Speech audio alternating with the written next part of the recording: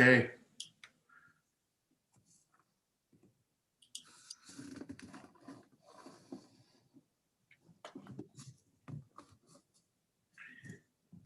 Good evening, everyone, and welcome to the City Council meeting for Monday, May the 17th.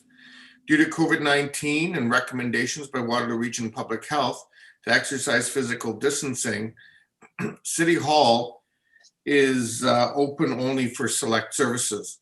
Members of the public are invited to participate in this meeting electronically by accessing the meeting live stream video at kitchener.ca/watchnow. While in-person delegation requests are not feasible at this time, members of the public are invited to submit written comments or participate electronically in the meeting by contacting delegation@kitchener.ca. Written comments have been circulated prior to the meeting to members of council and will form part of the public record. As we begin this evening's meeting, we'd like to acknowledge that today we gather on the traditional territory of the Neutral, Anishinaabe, and Haudenosaunee peoples. We recognize our responsibility to serve as stewards for the land and honor the original caretakers who came before us. Our community is enriched by the enduring knowledge and deep-rooted traditions of the diverse First Nations, Métis, and Inuit in Kitchener today. And now I'd like to invite everyone, as they're able, to stand for the singing of O Canada and remind members of council to turn off your video during the anthem, so we don't have any awkward photos.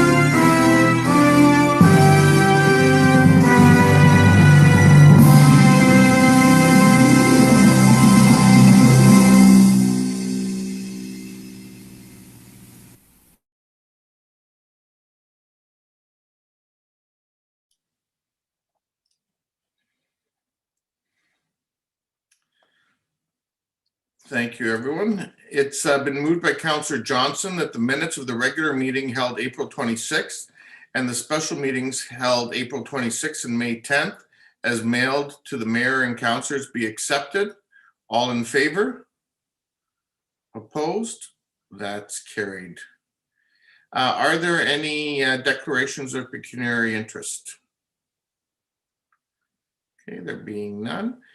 There's also no communications referred to file, no presentations. We do have one delegation. Laura McQuillan is here with respect to CSD item 12B4. And Ms. McQuillan is here to answer any questions if council does have any. So perhaps I will ask that just anybody have any questions with respect to that item? It's on the Committee of the Whole agenda, and it's with respect to ducks. Okay, there isn't. So does somebody care to move that item? Moved by Councillor Davey. Is there a seconder? Councillor Marsh. Any discussion? All those in favor? Any opposed? That's carried unanimously. Thank you, Ms. McQuillan. Your ducks can quack away. Thank you. Thank you. Okay, we'll then move into committee reports, and I'll start with Heritage Kitchener. Councillor Gazzola, I believe you're bringing that one forward. Yes. Let me see.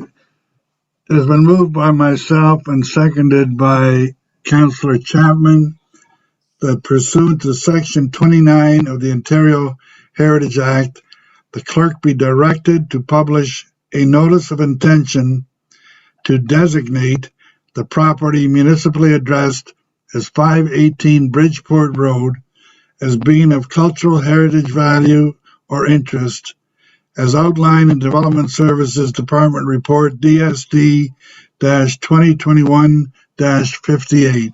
And we don't designate that many properties in our community from time to time, so I would like to ask for a recorded vote on it. Okay, thank you, Councillor Gazzola. Is there, don't see any hands up. So it has been moved and seconded, and a recorded vote has been requested. So I'll start, go in numerical order. Ward 1, Councillor Davey. I'm in support. Ward 2, Councillor Schneider. In favor. Ward 3, Councillor Gazzola. In support? Ward 4, Councillor Michaud. I support. Ward 5, Councillor Galloway-Seelock. I'm in support. Ward 6, Councillor Singh. In support. Thank you. Ward 7, Councillor Ioannidis. Ward, In favor. okay, thank you. Ward 8, Councillor Johnson. In favor. Ward 9, Councillor Chapman. In favor. Ward 10, Councillor Marsh. In favor. And I'm in favor as well, so that's carried unanimously. Thank you, Councillor Gazzola. We'll now move on to Community and Infrastructure Services Committee. Councillor Ioannidis. It's been moved by myself and seconded by Councillor Schneider that we adopt items 7B1, 7B2, no, that's it. Okay, thank you. Any questions? Comments? Okay, if not, all those in favor? Any opposed? Councillor Ioannidis, I presume you were in favor? Your camera was up? Yep, thank you. That's carried unanimously. Okay, we'll move on to 7C, and that's Planning and Strategic Initiatives Committee. Councillor Singh. Thank you, Mr. Chair. The items listed are moved by myself and seconded by Councillor Marsh. Thank you. Any discussion? No? Okay. If not, oh, Councillor Singh, you have your hand up? Yeah, thank you, Mr. Chair. So I have a question regarding the proposed changes to the residential base zones for 2A. I'm not sure if Tim is online today or Rosa could help answer. No, Mr. Reedman can answer. Okay, all right. Just want to dwell a little bit deeper, before council ratifies this, and this will be major fundamental change to our residential base zones. Some issues that I still continue to have, and I want to make sure that we're moving forward with the changes that will create positive housing options as opposed to creating some limitations. And Mr. Reedman, my question continues to be, and I raised this during committee as well, under Res 3, where the building of a semi-detached, the requirement is now 9.3 meter, as opposed to all the other base zones where the minimum front yard requirement for a semi, it's only 7.5. The likely, the change for, or the new Res 3 will, many of those changes will be on Res 4 or some Res 4. So in a sense, we are downzoning in those cases, or we're limiting the opportunity to create more adequate housing options. Again, 7.5 meter semi has continued to serve our community well. Why are we demanding a larger housing building envelope, especially during a time where we're grappling with affordability issues? Do we need more larger semis, or do we need more options where smaller homes are being built that helps with the affordability cost as well? Mr. Reedman? Thank you. Through the mayor. So I wasn't anticipating such a detailed question, and so planning staff weren't here tonight. So I don't know if I could get very specific into an answer on this one. But what I can say is that this is the second time council has approved this, and we've looked at this a couple different times, including last year when council fully approved this, and then we couldn't implement it, and so it's back around again. And so we've addressed all the other issues with delegates that have come forward, and so yeah, I don't have a specific answer on this one today, but I do know that it is there for a purpose, and there's always an opportunity for minor variance if there's a specific circumstance that's not captured. And as staff apply the zoning to specific properties, they would look at this different type of analysis to see where intensification is possible and what that would look like. And then there's also the housekeeping item when this does come back. If there are any other issues that we need to address, we would do that through housekeeping in the fall. Okay, I appreciate that. And Rosa did say that last time we were talking about some other aspects related to parking and some other things. If that is the case, will there be an opportunity to have that debate? If we're choosing to carry on with the initial approved, the base zones, and we're approving it again, essentially, if we see that there is more pushback from the community, or if we realize we are limiting the creation of more lots in our built-up neighborhoods or inner city, we will have an opportunity at that later stage in November, as you said. Through the mayor, so staff are going to be looking at the zoning on a property by property basis, and if any issues are uncovered during that, then there's an opportunity to refine our zoning through a housekeeping amendment at that time. Depending on what more feedback we receive as we look at individual properties. That's correct. Okay, all right. So I'll leave it at that. Leave it in staff's good hands. Thank you. Okay, Councillor Davey. Sorry, Councillor Singh just raised a question again, Mr. Reedman. I'm not sure if I have the answer, but you can take it back. In the situation where a property owner would have their property downzoned, would they be notified of that suggestion through the zoning, or would they have to go and search for it? Like, would they be proactively notified that their property is going to be downzoned, or could it happen without their knowledge? Do you know offhand? Through the mayor, so any property that is downzoned or will be notified, and including properties adjacent to, if there's a significant zone change, just so people are aware. There's a number of properties where the number is just changing and the zoning stays essentially the same. And so we will be posting in the newspaper, but not notifying all 50,000 properties are affected, but only ones that are majorly impacted or beyond minor impacts would be notified. Understandable. So, okay, so in the situation then that Councillor Singh was outlining, where if a property is currently zoned to be a semi, they would be notified if it was proposed to be reduced. Okay, that's definitely helpful. The only other question I had, and I meant to ask this earlier, but if we do notice problems between now and then, we can fix pretty much anything through a housekeeping amendment. And I'm speaking specifically about Rhines, because while the report does support everything that happened in Rhines, I did not hear anything with respect to how well that's worked or hasn't worked or anything back from the community in terms of the changes we made with Rhines. Like, I don't know how many developments have been exposed to it or anything along those lines. So will we be able to make tweaks like that when it comes back in the fall as well with respect to the Rhines implementation as well? Through the mayor, so I can discuss that with staff to see if there are any issues that are coming forward, but we can do housekeeping items at any time, but a logical time would be when we're applying to the base zones, just to see if there's any housekeeping that needs to happen then. Thank you, Mr. Reed. Thank you. Councillor Galloway-Seelock, and you had your hand up and no longer? Yeah, well, I was just quickly going to thank staff. I think this is an amazing body of work that they've done, and I just didn't want it to go by without saying thank you to staff for all their hard work on it. Absolutely. Thank you for noting that. Councillor Chapman. Yeah, thank you. I asked this at committee and I just wanted it to be heard again. If Mr. Reedman could tell us the next steps. So when we talk about the downtown zoning in particular, what can we expect? How will it come back to council? Will there be public consultation, and what will that look like? Because according to the report, it tells us that spring 2021, it should come back to council, but are there any steps in between that?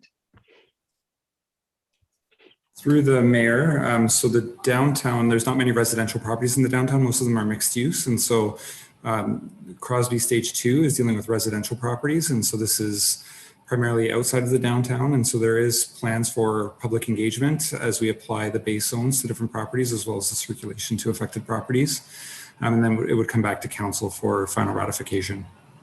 So when we say downtown, are we talking about the UGC area, or what's downtown? I guess maybe could you clarify? Through the mayor, so the downtown, I'm talking about the UGC area, not the neighborhoods adjacent to downtown. So those ones, there will be public consultation that's set up, as well as notice going to individual properties that are affected. Great, thank you. And Councillor Singh for Yeah, follow-up. if I could just ask a follow-up question, small one, and then I'll make a comment. Mr. Reedman, so I think you did help answer additional concern I had through Councillor Davies' question. Further to that, if someone does have opposition to reclassification of their property zoning, how can they appeal that? Can they come to council, or how would they appeal that decision? Or would they have to take it as far as to the UMB? Or LPAT, sorry. Through the mayor, so they could, so ideally they would raise it with staff, and we would try to work through the issue if at all possible before it comes back and is applied to the base zones. And if it's still outstanding when it comes to committee, committee could ask us to take a look at that specific property in more detail or with additional information that's provided. And then there's also the LPAT alternative if it's not able to be reconciled through those mechanisms. Okay, thank you, Mr. Mayor. And so I'll just quickly make a comment. I'm glad that Councillor Galloway-Sealock did touch on appreciation of staff, of the amount of time that they've taken to draft this document. This will absolutely define what our city will look like going forward over the next few decades, as the previous base zones for residential have been in place for many decades in the past. So it's very difficult to get everything right. I've said the same comments in committee. But I have encouragement and confidence that staff have put the necessary time to create a well-drafted document. But at the same time, and this is my hope, and this is my expectation, at least, that we will be nimble, that we will be flexible, because it is hard to get it perfect. But the way we will get it right is by having those one-on-one approaches when we go out in the field. Things look differently on paper as they do when applied in reality or real world case. And that soon will happen when individual homeowners are contacted and there's issue on their part, or they're in agreement, or they're ecstatic because they're getting maybe a better zoning. But we will learn a lot, and hopefully staff are cognizant and willing to take that feedback and continue to relay that feedback to the individual councillors as well. I think it'll be more prudent to start hearing some of the resistance well in advance, as opposed to closer to that time when when the changes are brought back to council and the overall opposition gets created. So hopefully that will be a continued communication between staff and council as you look at the individual properties. But once more, like Councillor Galloway-Sealock has said that council is an appreciation for the tremendous hard work that you put in place, and we continue to hope that we get this right for our community. Thank you. Thank you, Councillor Singh. So it has been moved and seconded. I too would just echo the comments of appreciation to staff that have already been made. I mean, this is a long time in coming. The original, or the last version of this bylaw is zoning bylaw 85-1.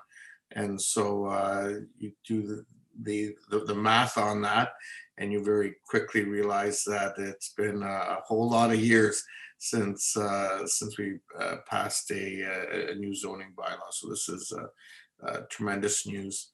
and well done on everyone's part who's been part of the process. So with that, all those in favor? Any opposed? And that too is carried unanimously. There is no unfinished business, new business in terms of regional council update. I will share with council some of the highlights from Dr. Wong's report on Friday. Overall, indicators in our region continue to move in the right direction.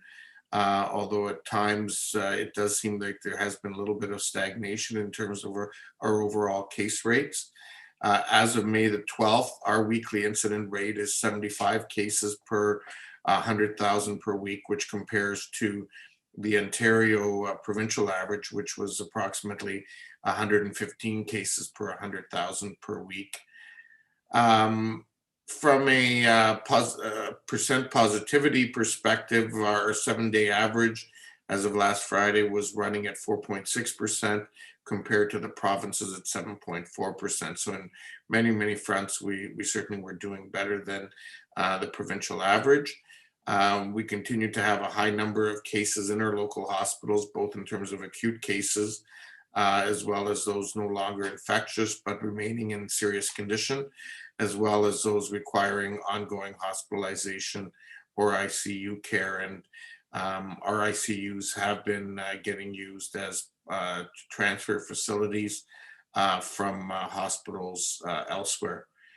As we do know, the Premier has announced that the stay-at-home orders continue to be in place with respect to health and workplace safety measures until at least June the 2nd. And when you look at the overall numbers, both in the region and provincially, that is a prudent decision as they work to get those numbers down to a more manageable level, as we saw last year. I think what's important to remember is while we are seeing improvements in our indicators and while we may be doing better than the provincial average, the gains that we've made can be reversed quickly if we move too fast or if we stop following public health advice. And it's very important that we remind everyone, particularly with the long weekend coming, that we continue to stay within our households, or if you're a single individual, to connect yourself with one other household, to continue to wear masks, to continue to maintain 2 meters distancing, and essentially to stay home, reduce your mobility, and limit your close contacts. The reality is we're certainly moving in a positive direction and quickly getting to a point with where over 50% of our adults will have received a vaccine in Waterloo region, and that is certainly an initial vaccine, and that certainly is a positive step moving forward. And lastly, just to remind everyone that this past week was National Nursing Week, and it certainly was an opportunity for us to not only reflect on the incredible work that nurses have done over the past year and every year, but in fact recognize them for the backbone of our healthcare system that they have been, along with so many others over the past 14 months. Before I move on to my notice of motion, which comes out of the regional agenda, I see there's a couple of hands up, so I presume they're on the report. So I'll take those first and then go from there. Councillor Gazzola. Yes, you've reported on a lot of things to do with the vaccinations. I'm just wondering where the report is, where things stand as far as the second dose for Canadians, for the Canadian guinea pigs. Where does that stand? Councillor Gazzola, that's not an appropriate term to use by a person in a position such as ours, who when we're trying to ensure that the public continues to have faith in the healthcare systems and the provincial and science that's guiding the work that they're doing. As you're well aware, the direction is that there is up to a 16-week gap between the first and the second vaccine. That may change as time goes on, as more vaccine becomes available. And if that does end up being the case, people will be informed by public health if earlier opportunities to be vaccinated become available.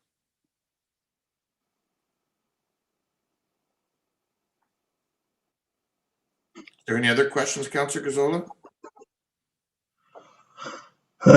No, thank you. Okay, thank you. Councillor Johnson. Yes, thank you, Mayor Verbanovic. And I just wanted to say a big thank you to our staff and to the region staff, to Best Waterloo Region, for all working together. Just reading in the record today about the number of vaccinations that have been going on at our community centers. Our staff and the region staff have really pulled together to offer pop-up testing at our community centers, to offer community centers as some of our community centers as vaccination sites. And I'm just thrilled. I know I've been asking that as a question from early on. And between the leadership teams, they've made that happen. And when we look at the numbers of vaccinations that have happened, that pulling together has made a real difference to bring healthcare right to where it's needed in our community. So I just wanted to say a big thank you.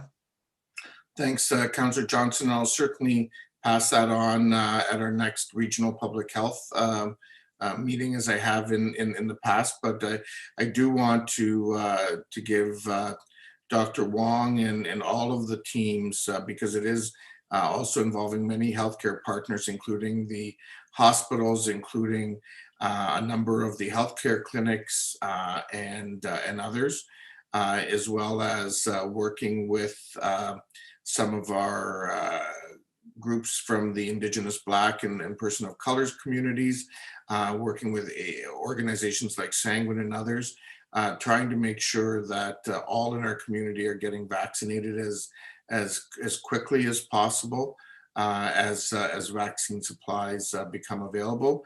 A reminder to everyone that folks as young as 12 can pre-register now, and so if they haven't done that yet, get yourself into the list as soon as possible, because people will be able to then get scheduled as vaccine supplies continue to move forward. So thank you, Councillor Johnson. Councillor Davey. Yeah, sorry, Mr. Mayor, I don't want to belabor the point, but I can't let, apologies to Councillor Gazzola, but I can't let the guinea pig comment slide.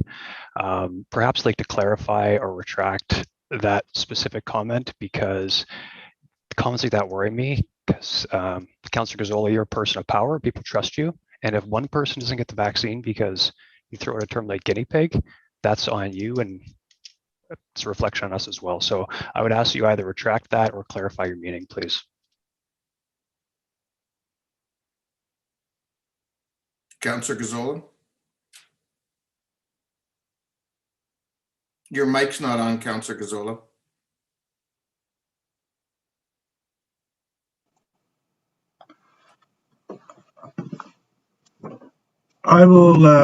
I said something, and it's once something's been said, it's not really possible to take it back. I said it, and that will stand. Okay, again, Councillor Gazzola, I will just reiterate on behalf of council that as elected officials and people who are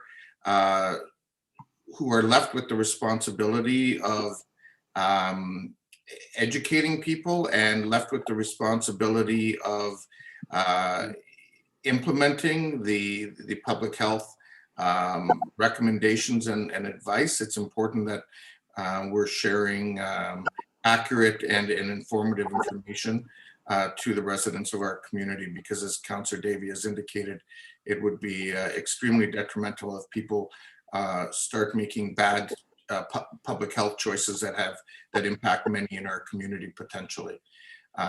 We're fortunate that hesitancy in Canada is not seeing the kinds of numbers that we're seeing in other jurisdictions. But Ontario is certainly not the best province, but it's also not the worst province. And so it reminds us that we do have work to do to remind people.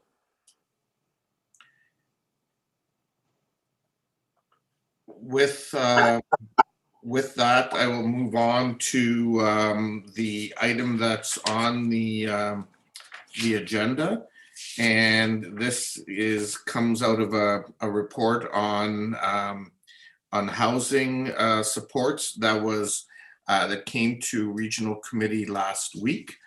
Because I'm in the chair, Councillor Johnson has agreed to move it, and Councillor Davey has agreed to second it. And really, in dealing with the recommendation at Regional Council, the municipalities were asked to support the motion at their own municipalities, because it further strengthens our advocacy efforts in this regard. But really, what it's calling for is funding to give the adequate supports to supportive housing going forward. We know that if we're going to see success, it's not just about getting the buildings built, but it's about having the operating dollars to ensure that the wraparound mental health, addiction, and other supports are available in our community and in other communities for those who need it, and to make supportive housing truly have the value that it's meant to have. So since this is our first opportunity to deal with it, since we dealt with it and it passed unanimously at regional committee, it'll get ratified at regional council on Wednesday night. It's an opportunity for us to deal with it here this evening.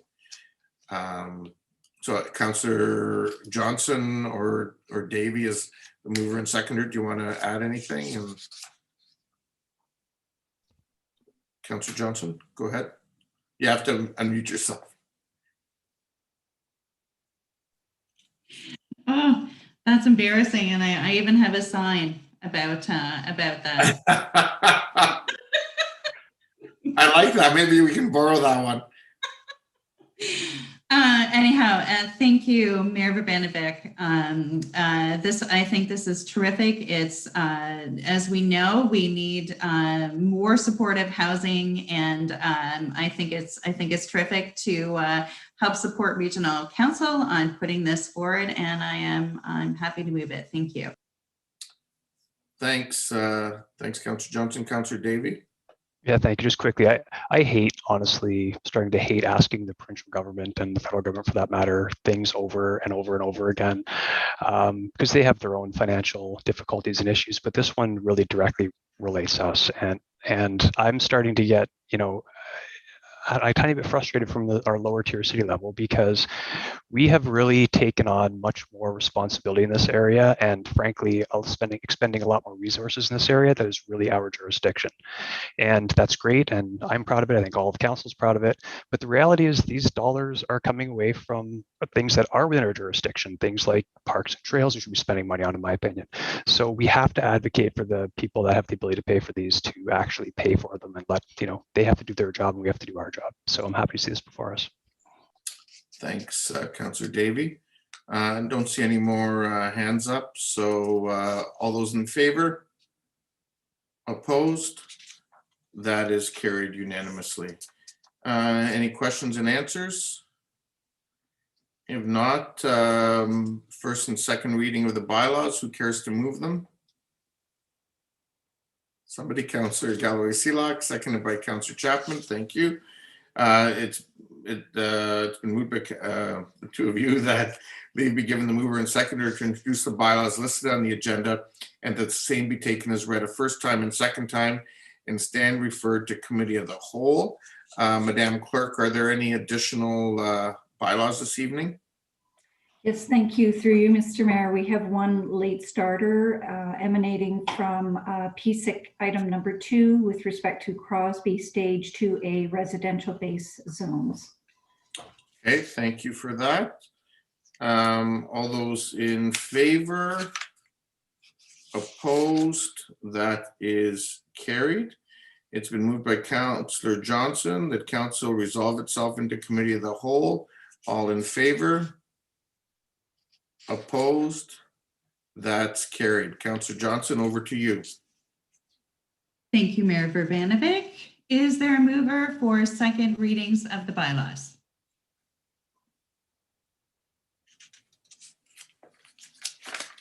Councillor Ioannidis?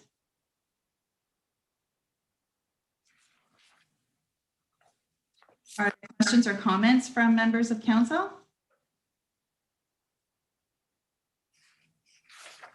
I am not seeing any on my screen. Okay, I will call the vote on the bylaws for second reading. All in favor? And I'm in favor as well. Any opposed? Oh, okay, the motion carries. Is there a mover for the tenders listed on the agenda? Councillor Ioannidis, I'm not sure if you still just have your hand up from before. Councillor Schneider, I'll take you as the mover for that. Thank you.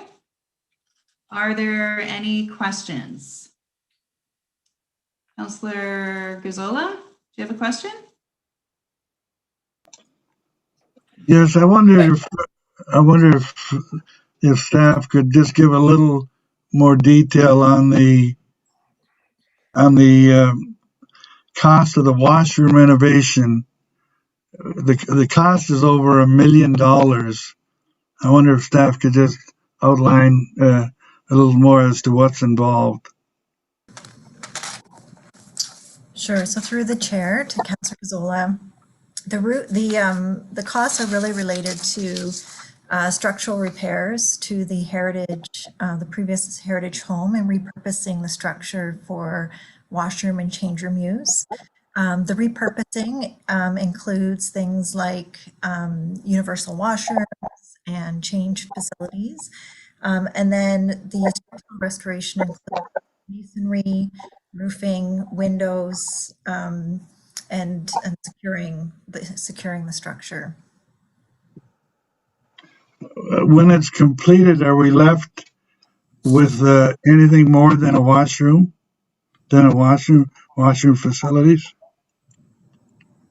Are there any other functions that will take place in that building?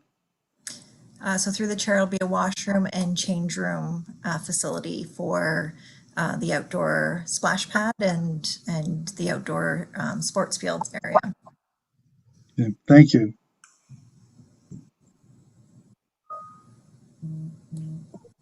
Thank you, Councillor Gazzola. Councillor Chapman. Yeah, thank you. I just had a question about 12A1. And I was just wondering, is, painting a priority right now in the middle of a pandemic, or is this something that could either be postponed to a later date or the money used for something different? Through the chair. So the report does outline that this is actually an ideal time to repaint the garage since our parking customers aren't actually at the location. And so the paint is in quite a level of disrepair, and it is a large structure that needs to be painted. And so it is a good time to do the work based on customers not being there. And then the budget does come from the parking enterprise budget, which is paying for this work. Okay, thank you. Thank you. Councillor Schneider. Thank you, Councillor Johnson. Just maybe not a little bit of a question on the RBJ Schlegel Park Heritage House renovation. Just wonder if we could consider naming that washroom / change room renovation, just to provide the fulsomeness of the repair. And, note too that a lot of the costs are because of the preserving of the heritage of this building.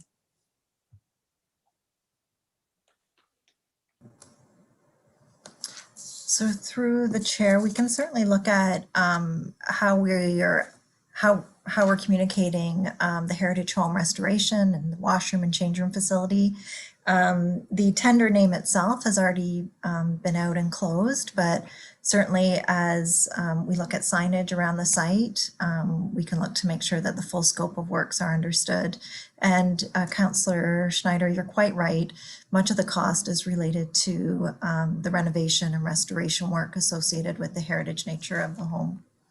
Yeah, I think that, with this project, I know when at the very start of it, the preserving of this building was very, very important. And it was something that I think a lot of citizens wanted to be sure was taken care of. And I think it's going to give us a kind of a nice heritage gem to be proud of. So thank you for all the hard work that went into preparing the tender and the work that's going to be done.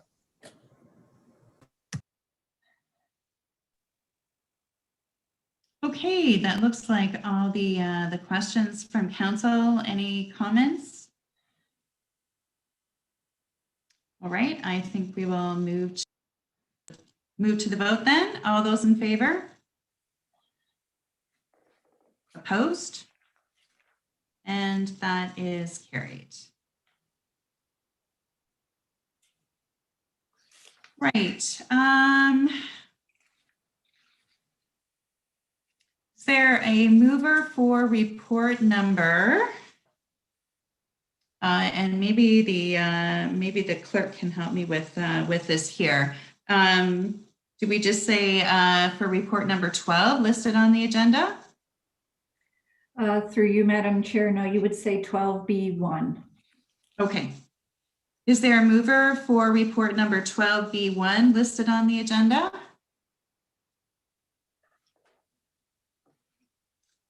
Councillor Galloway? Or sorry, Councillor Gazzola, are you moving that? I would move it, but I would leave it up to one of the ward councillors who represent that area. I did have a question about that. That's all. So I would move it unless Councillor Marshall yourself would, because it affects your wards directly. Okay. Do you want to move it and ask your question, Councillor Gazzola?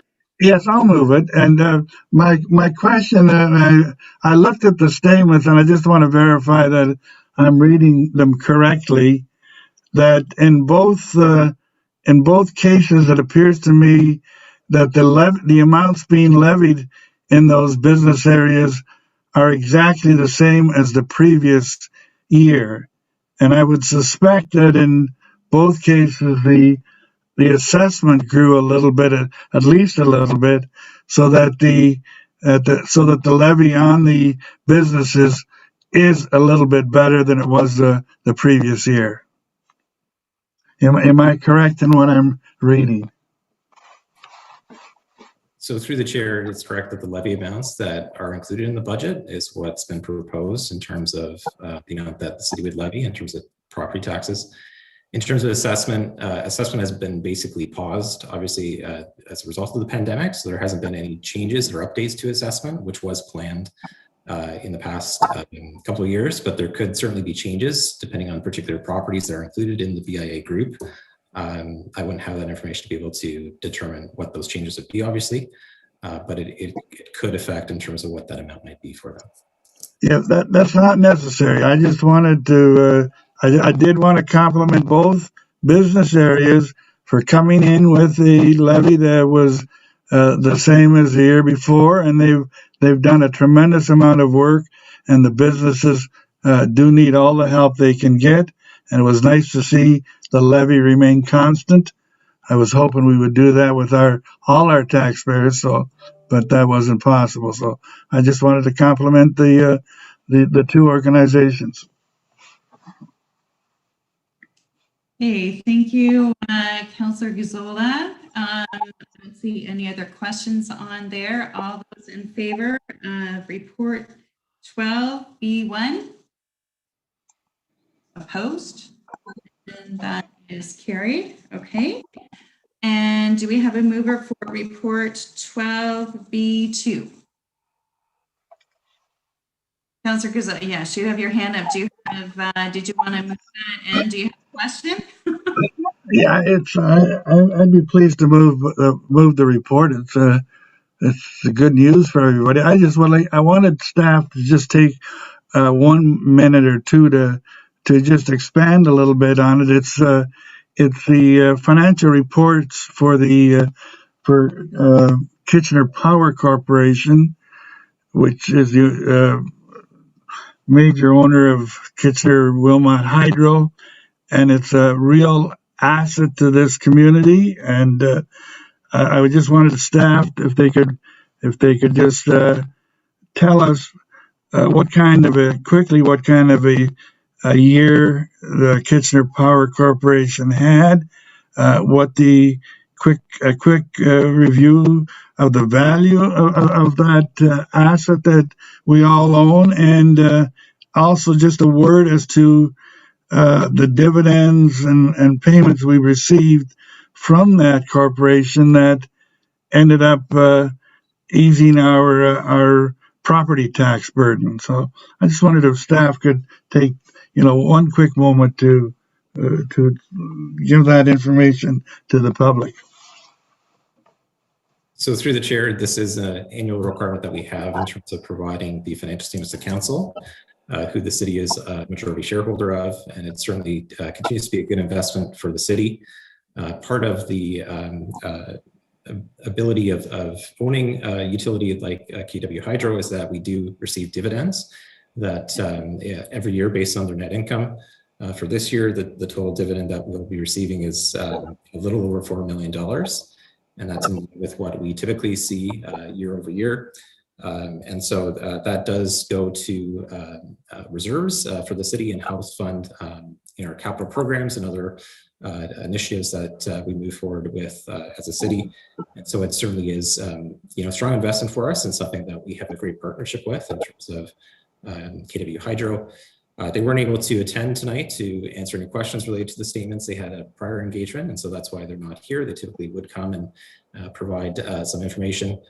Certainly the annual report that's attached to, as an attachment to the report, provided a really good overview in terms of the year that they had, particularly during COVID and some of the challenges that they overcame, and certainly still be able to provide strong financial results for the utility and then for the city as well.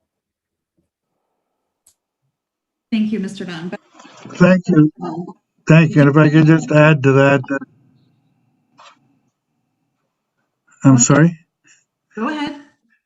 No, I said I would just like to add to that is an asset that has a book value of some $352 million that our taxpayers own, in addition to the Kitchener natural gas system. Thank you. Thanks, Councillor Gazzola. I don't see any other questions on that. Let's do the vote on report number 12B2. All those in favor? Okay. Any opposed?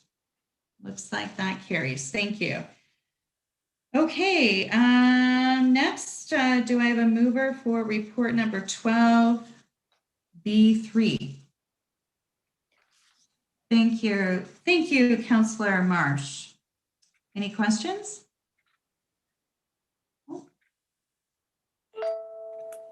Councillor Gazzola, go ahead.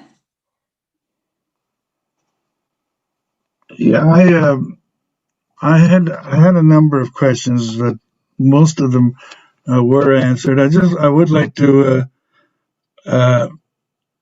again inquire as to what the total cost of that City Hall, the renovations to the square. What was the budget for that? Because this is on top of that budget.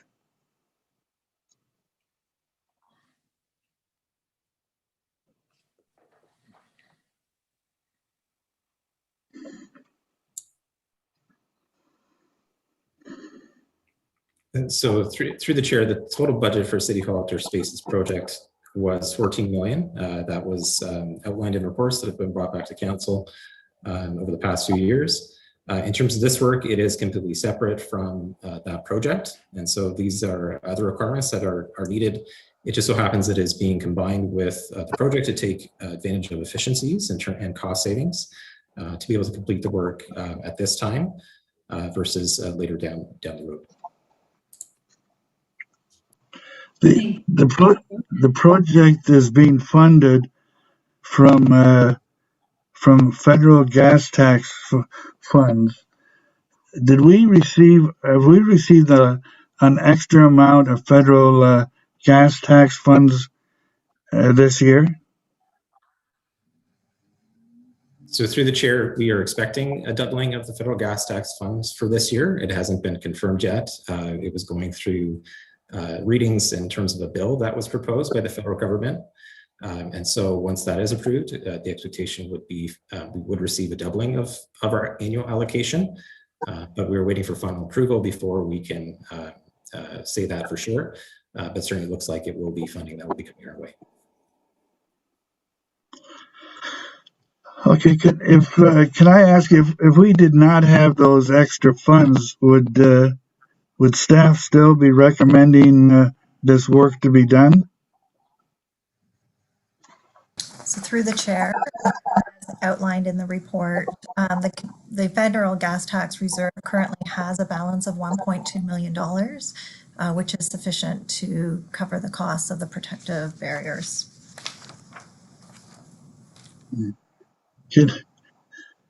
As noted when this was discussed by council, I was not in favor of it. Can you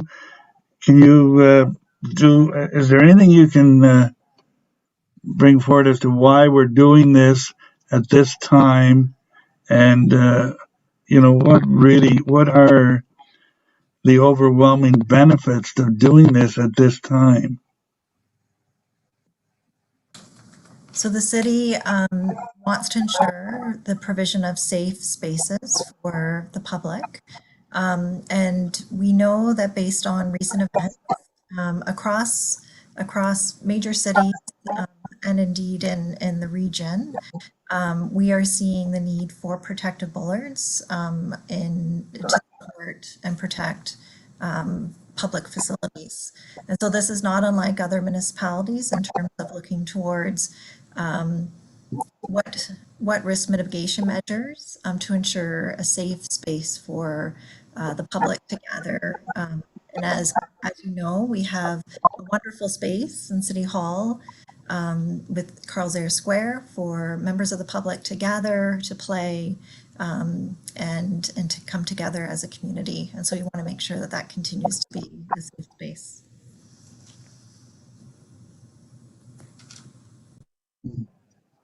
Thank you. Those are all my questions. At the appropriate time, I would like an opportunity to make a comment. Okay, thank you, Councillor Gazzola. Councillor Galloway-Seelock. Yeah, I know this was in their report, but I think it's important to stress it. If we didn't move forward with this at this time, would there be a significant cost increase potentially to do this work after the fact? Yes. So, okay. Sorry, Assad. Through the chair, we were able to realize efficiencies by combining this project work with another project work. And so those efficiencies result in $440,000 worth of savings for this project. Thank you.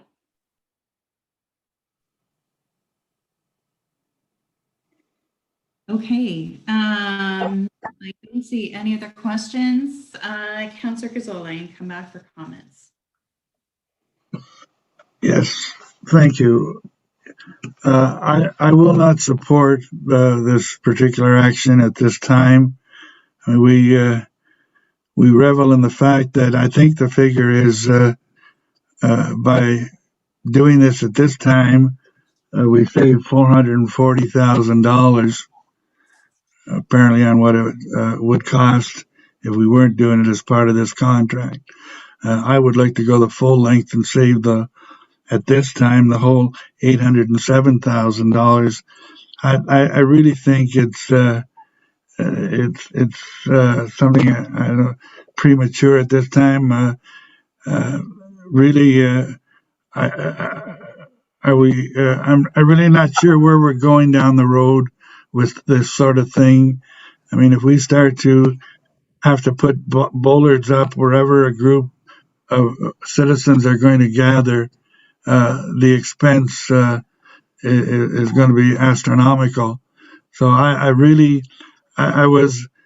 it was amazing that when there was a great deal of discussion going on with the renovations and the reconstruction of the square, the move was to get rid of the pool, which caused interference to people, and also there was a step down or so to get down to the main King Street sidewalk, and we, because of that, we added a lot of costs to the project, and now here we are a year later, and we haven't opened up the square, and we're going to add another $800,000 to add bollards to something that I'm not sure,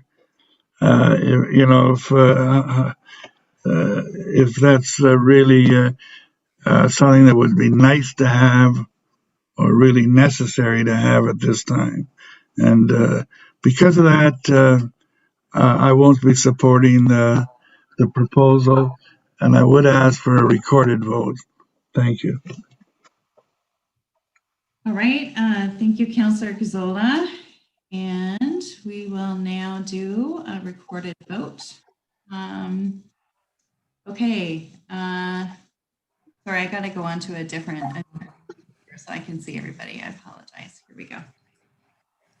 Okay, oh my goodness, and I don't have a list of everybody's ward number. I'm sorry. So ward councillor number 1, Scott Davey. I'm in favor. Thank you. Ward 2, Councillor. You want some help, Councillor Johnson? That'd be me. Thank you. I don't know people's word numbers. Thank you. If you Ward 2 is Councillor Schneider. Ward 3, Councillor Gazzola. I'm in favor, by the way. Yeah, I heard that. Sorry. Thanks. Yeah, thank you. I'm opposed. Thank you. Ward 4, Councillor Michaud. I'm in favor. Ward 5, Councillor Galloway-Seelock. I'm in favor. Ward 6, Councillor Singh. In favor. Ward 7, Councillor Ioannidis. In favor. Ward 8, Councillor, I'll come to you last since you're the chair. Councillor, Ward 9, Councillor Chapman. In favor. Ward 10, Councillor Marsh. In favor. The mayor's in favor, and Councillor Johnson, back to you to take it over. And I'm in favor as well. Thank you. Okay. We are now, okay.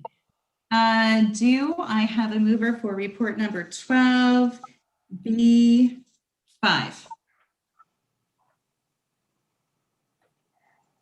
Thank you, Mayor Brandon. Okay, and I see that there's a question from Councillor Gazzola. Go ahead, Councillor Gazzola. No, this is the, I was going to move it if no one moved it because it was to do with a new member to the Heritage Committee, but the mayor has looked after that. All is good. All is good. Let's keep going. Councillor Gazzola, I need a mover, so that's great. Thank you. Oh, thank you. Good. And Councillor Marsh, do you have any questions? No, I just wanted to give a shout out to Ilona for stepping up and representing her neighborhood. It's great to have representation from each of the heritage districts.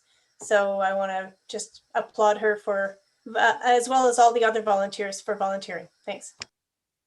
That's great. Thank you, Councillor Marsh. Okay, we will now do a vote on report number 12B5. All those in favor? Opposed? And that is carried. And I was in favor of that as well. All right. Okay. And we do have one late starter additional item, which is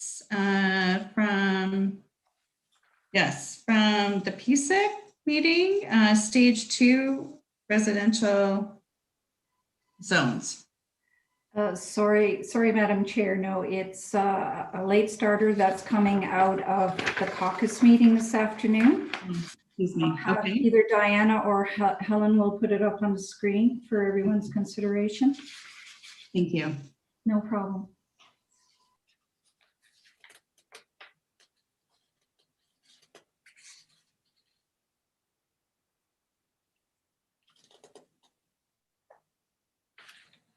Okay, do we have a mover for the motion?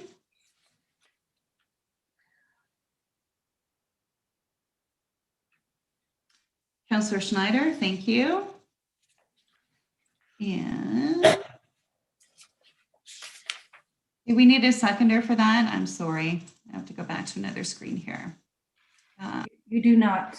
Okay, thank you. Are there questions or comments from members of council? No? Okay. I will call the vote on this then. All those in favor? Opposed? And that is carried. Thank you. And are there any other additional staff reports?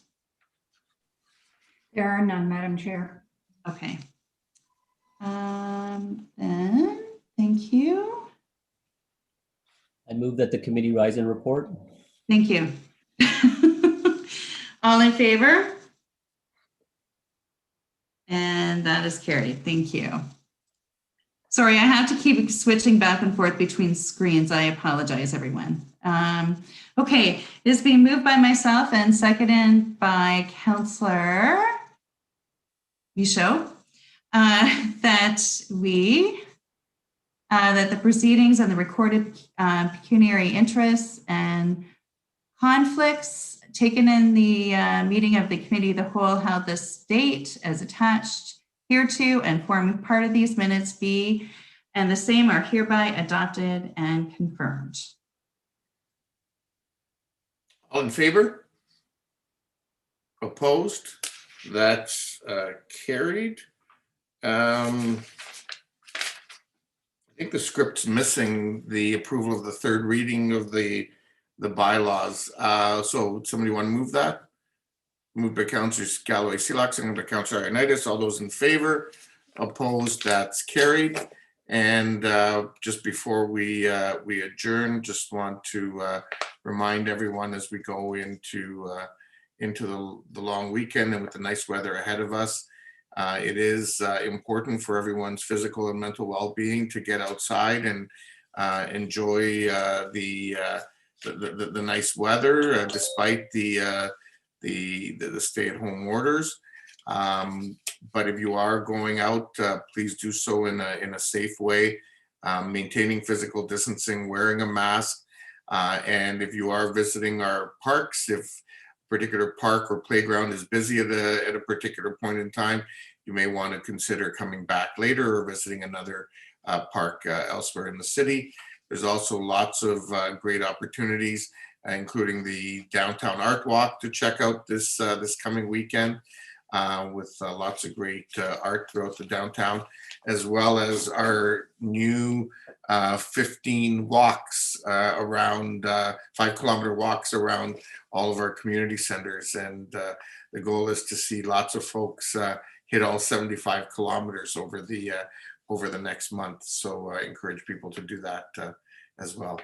And with that, motion to adjourn, Councillor Johnson, thank you. All those in favor? Opposed? That's carried. Have a nice evening, everybody.